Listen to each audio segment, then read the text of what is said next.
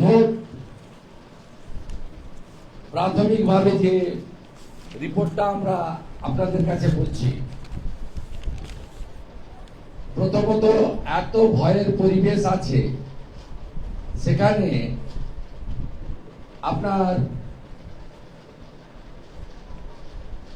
ভিকটিমদের ছবি দেখানোর ক্ষেত্রেও আমাদের ভয় আছে। মাত্র মেটিয়াবুরুজ এলাকায় মাত্র 20% থেকে 25% হিন্দু জনসংখ্যা, এবং রবীন্দ্রনগরে যে এলাকায় ঘটেছে তার আশেপাশে এত বিপুল সংখ্যক মুসলিম জনসংখ্যা রয়েছে, যাতে তাদের ছবি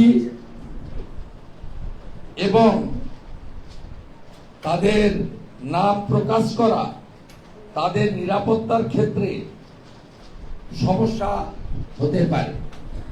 মোট 26 জন ক্ষতিগ্রস্ত আমাদের কাছে আমরা ডেকেছিলাম, তার মধ্যে 23 জন আমাদের কাছে উপবিষ্ট হয়েছেন। এর মধ্যে হেড ইনজুরি রয়েছে,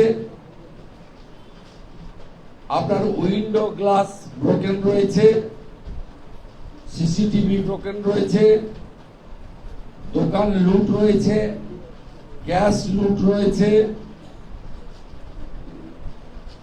আলু টেবিল ডালা ভাঙচুর আছে। এইভাবে মোট 26 জন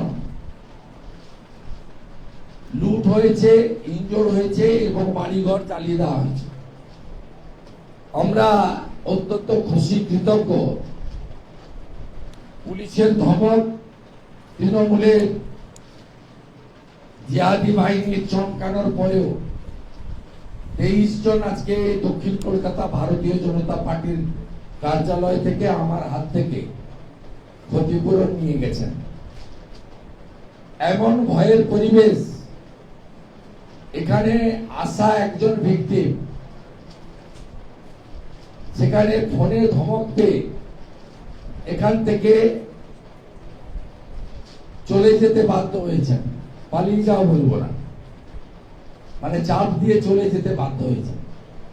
তার মানে বুঝতে পারছেন, হীরা জাকির যে কথা বলেছিল ডন পত্রিকার সাংবাদিকের সামনে বেশ কিছুদিন আগে, ইয়া ভি এক মিনি পাকিস্তান হ্যায়, এটা প্রমাণিত হচ্ছে যে যেখানে হিন্দু জনসংখ্যা কম, সেখানে রাজ্য পুলিশ এবং পশ্চিমবঙ্গের মমতা বন্দ্যোপাধ্যায়ের প্রশাসন নিরাপত্তা দিতে ব্যর্থ।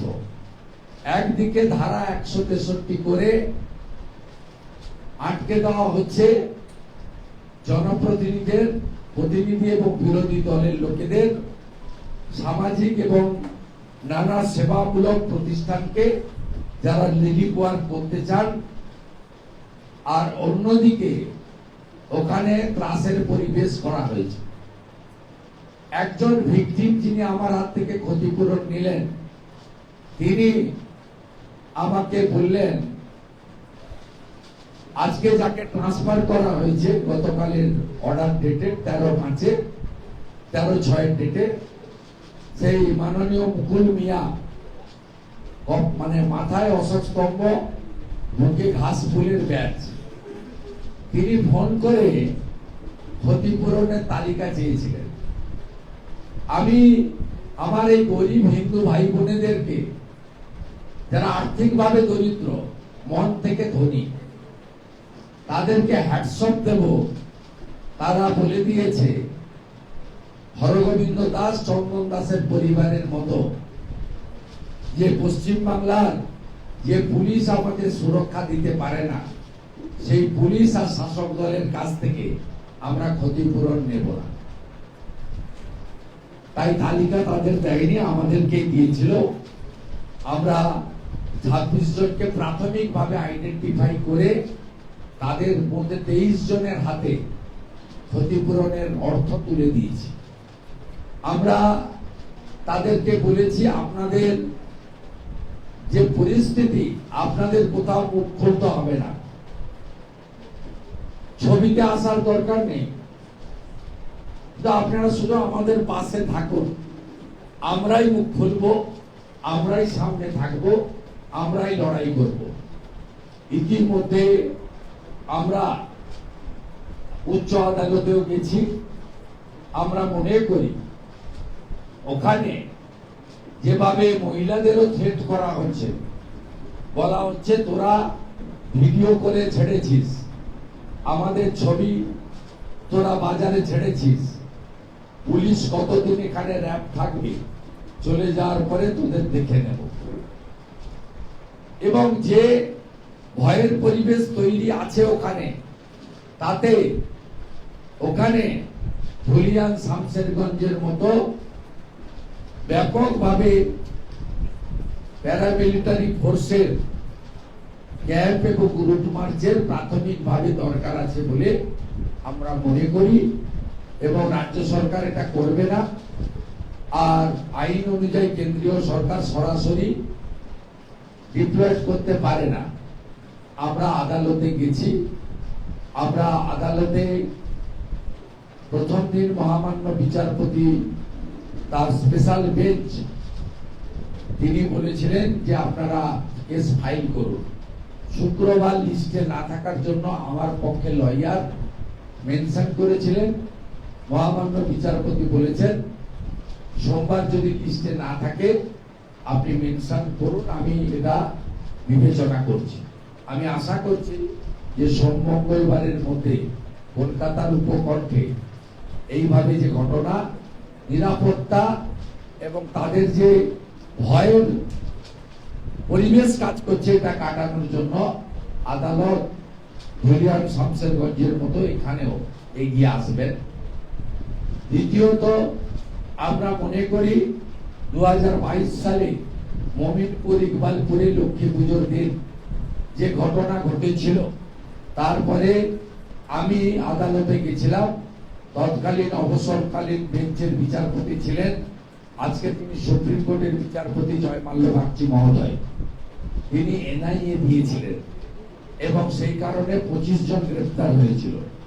এক্ষেত্রেও আমি দেখেছি টিভিতে যে পৃথিবীর সর্ববৃহৎ সামাজিক সংগঠন এবং ভারতবর্ষের সবচেয়ে বড় রাষ্ট্রবাদী হিন্দুত্ববাদী সংগঠন রাষ্ট্রীয় স্বয়ংসেবক সংঘ তাকে কালিমা লিপ্ত করার জন্য মিথ্যা অভিযোগ দিয়ে এসপি ডায়মন্ড হারবার রাহুল গোস্বামীকে দিয়ে প্রেস করানো হয়েছে। মিথ্যা বিষয় প্লান্টেড হয়েছে। তবে একটা সত্যি কথা সেখানে এসপি বলে দিয়েছেন যে প্রচুর পরিমাণে বিস্ফোরক নাকি উদ্ধার হয়েছে। এই বিস্ফোরকটা রোহিঙ্গারা নিয়ে এসছে না ভারতে থেকে পাকিস্তানের গুণগান করা টুকরে টুকরে গ্যাং নিয়ে এসছে না অন্য কেউ রাখলো, এটা প্রমাণ করার জন্য এনআইএ ইনভেস্টিগেশন হওয়া উচিত, এ দাবিও আমরা করছি। এবং আমি যেহেতু আমাকে অ্যালার্ট করা হচ্ছে না ওখানে, আমি পরপর দুটো চিঠি দিয়েছি, ওরা দুবারই রিফিউজ করেছে। শুক্রবার মাননীয় বিচারপতি সুব্রত ভট্টাচার্য মহোদয়ের বেঞ্চে আমার লয়ার মেনশন করেছিলেন, তিনি সোমবার ফিক্সড রেখেছেন। আমি আশা করব কোর্টের অনুমতি নিয়ে মোথাবাড়ি, সন্দেশখালী, ধুলিয়ান শামশেরগঞ্জের মতো এখানেও আমি প্রবেশ করে বিশেষ করে ক্ষতিগ্রস্ত হিন্দু পরিবার এবং আমাদের যে শিব মন্দিরে আক্রমণ হয়েছে সেখানে আমি প্রত্যক্ষভাবে ভিজিট করতে পারবো এবং তাদের বাসা দাঁড়ানোর বার্তা ওই মাটি থেকে, রবীন্দ্রনগর থানার মাটি থেকে আমি দিতে পারবো। এইটুকু আমাদের বক্তব্য ছিল। আমি নিরাপত্তার স্বার্থে আপনাদেরকে অনুরোধ করব, যদি ভিকটিমদের দেখান মুখটা হেজি করে দেবেন। বাকি আমরা লড়বো, ওরা সাথে থাকবে।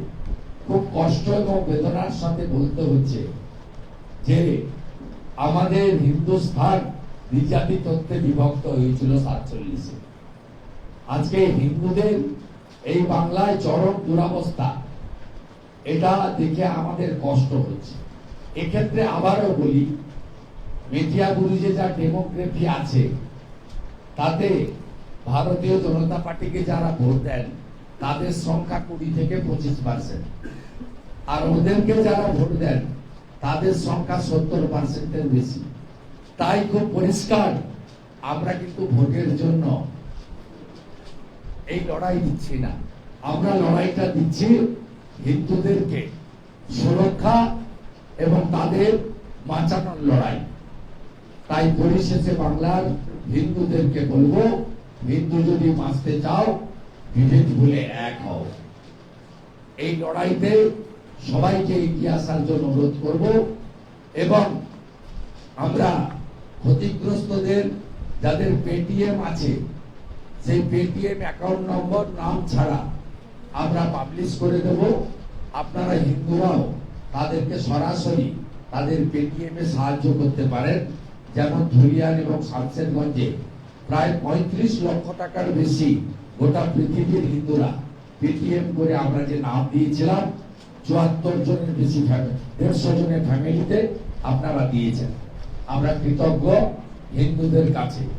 সংঘবদ্ধ ঐক্যবদ্ধ হিন্দু সমাজ হিন্দুদেরকে রক্ষা করতে পারবে আর এই অপশাসন অত্যাচার থেকে বাংলার মানুষকে মুক্তি দিতে পারবে।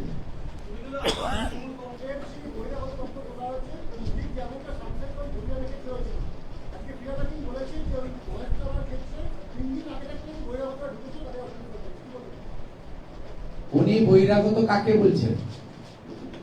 রবীন্দ্রনগর থানায় যে বিক্ষোভ হয়েছিল এটি মহিলা নির্যাতনকে কেন্দ্র করে,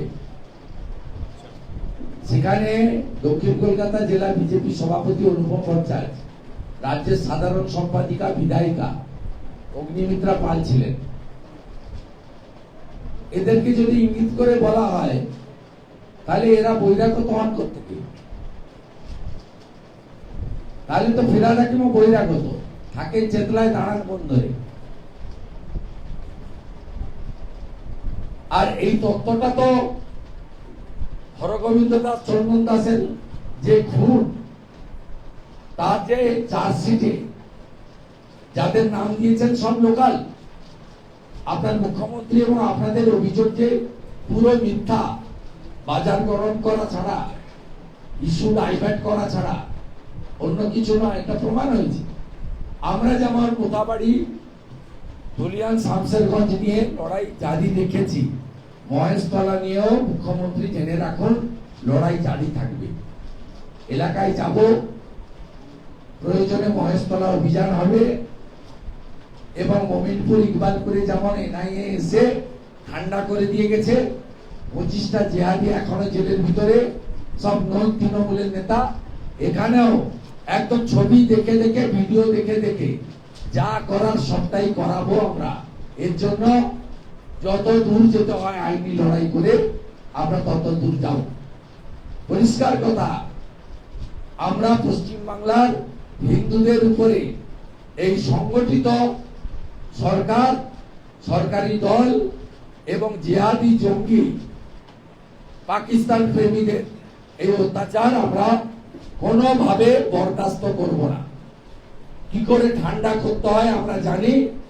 2023 সালে রামনবমীর ঘটনাতে আমরা ডালখোলা, রিসড়া এবং শিবপুরে যে পাথর মেরেছিল যারা রাম ভক্তদের উপরে, তাদের এমন সোজা করে রেখেছি।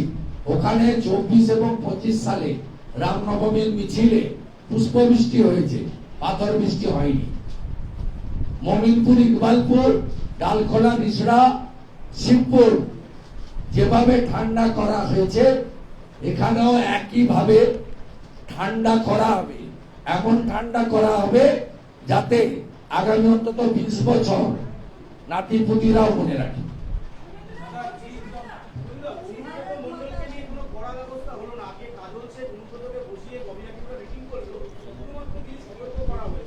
এর জন্য তো আপনারা দায়ী।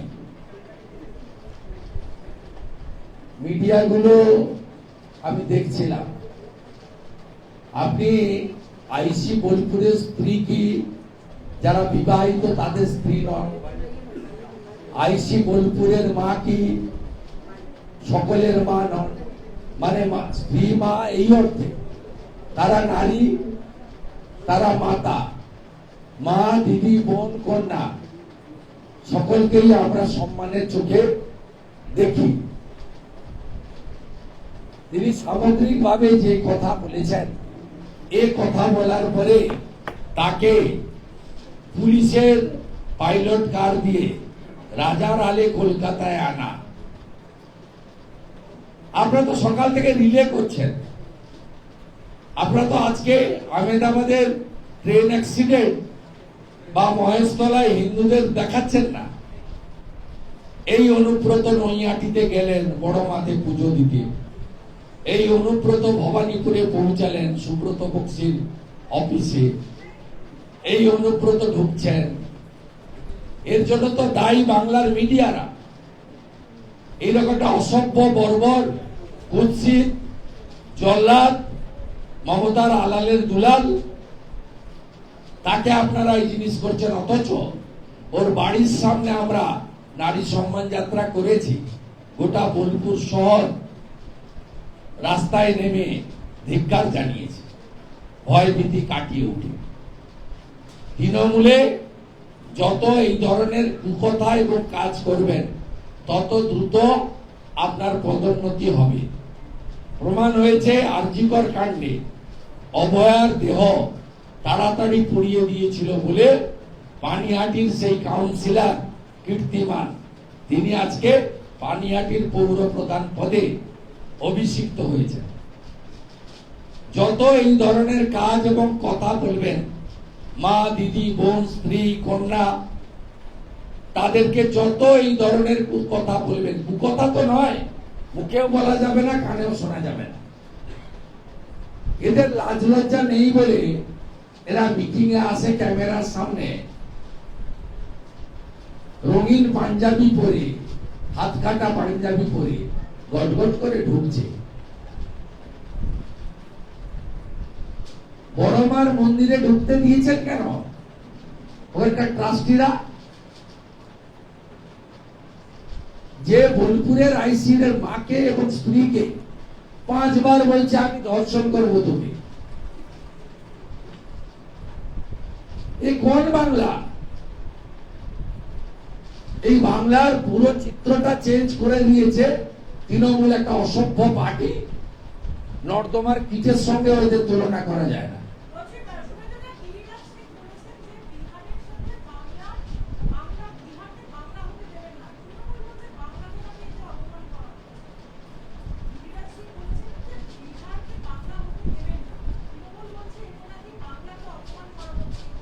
ও বাংলার কে ওরা?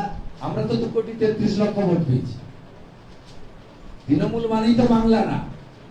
2 কোটি মুসলমানের ভোট নিয়ে ছাপ্পা মেরে ইভিএম এ সব এই ডায়মন্ড হারবারে সব সিম্বলের উপরে সেলোটেপ লাগানো ছিল, নোটাতেও লাগানো ছিল, শুধু ঘাস ফুলটা খোলা ছিল।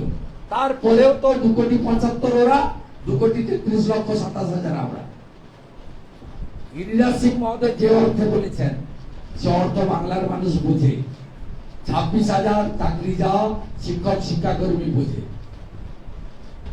ডিএ না পাওয়া সরকারি কর্মচারী বোঝে, 2,15,00,000 বেকাররা বোঝে, 60 লক্ষ পরিযায়ী শ্রমিক বোঝে, অভয়ার বাবা মা বোঝে, হাঁসখালির ওই নির্যাতিত খুন হয়ে যাওয়া মেয়েটার বাবা মারা বোঝে, কালিয়াগঞ্জের ওই রাজবংশী পরিবারের বাবা মাটা বোঝে, বোঝে হরগোবিন্দ দাস, চন্দন দাসের পরিবার। তিনি যে অর্থে বলেছেন, পশ্চিম বাংলার বর্তমান যে অবস্থা, সেই অবস্থার পরিপ্রেক্ষিতেই তিনি বলেছেন। অর্থাৎ তৃণমূল মানে বাংলা নয়। যারা বাঙালি তাদের অধিকাংশ ভোট বিজেপি পেয়েছে, আর যারা উর্দুতে কথা বলে, রোহিঙ্গা ভাষায় কথা বলে, তাদের বেশিরভাগ ভোটটা পেয়েছে ওই আবর্জনাদের পার্টি মুসলিম লীগ তো তৃণমূল।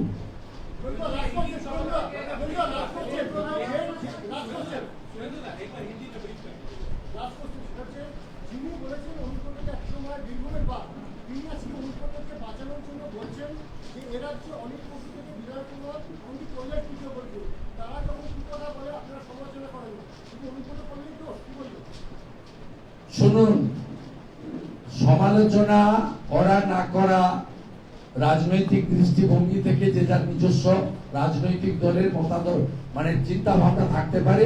মিডিয়াও কোন ইস্যুটা টিআরপি বেশি হবে বার্নিং ইস্যুতে তারাও আপনাদের ওই এডিটোরিয়াল বোর্ড আছে, তারা ঠিক করে। কিন্তু বাংলার মানুষ কুকথা যারা বলে তাদেরকে নীরবে ছুঁড়ে ফেলে দেয়। অনিল বসু যেদিন বলেছিলেন কুকথা, যেটা আমি মুখে আনতে পারবো না 11 সালের নির্বাচনের আগে, তার উত্তর কিন্তু 11 সালে মানুষ দিয়েছিল। সেই কুকথার বিরুদ্ধে ভোট হয়েছিল বলে মমতা বন্দ্যোপাধ্যায় আজকে চাকার ফাইটে ঘুরে বেড়াচ্ছেন।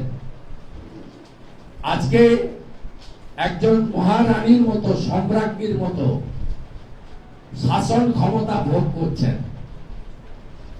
2011 সালের 21শে জুলাই দিল্লি থেকে ভাইপোকে উড়িয়ে এনে কয়েক হাজার কোটি টাকার মালিক করতে পেরেছেন। তাই এই কুকথার উত্তর 8 মাস পরে বিধানসভা নির্বাচনে বাংলার জনগণ দেবে। অনিল বসুর কথায় বাংলার জনগণ উত্তর দিয়েছিল 11 সালে, আর অনুব্রত আর আপনাদের কুকথার উত্তর বাংলার জনগণ আগামী বছর ঠিক এপ্রিল মাসের মধ্যে দিয়ে দেবে। আগামী বছর এই সময় আপনারা প্রাক্তন হবেন এবং অনেকেই জেলে থাকবেন।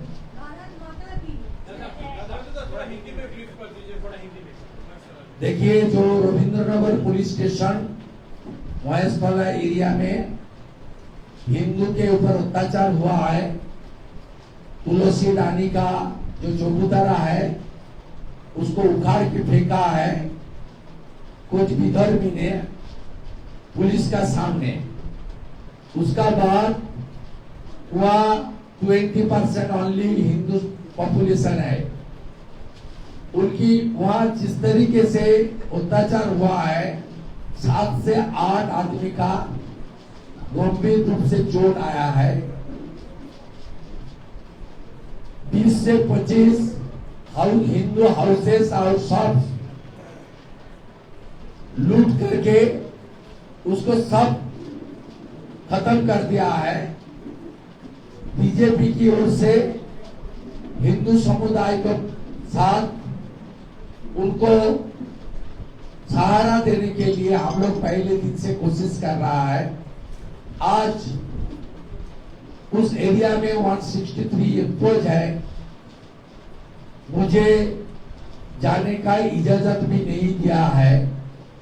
बीजेपी का टीम को भी रोक रहा है।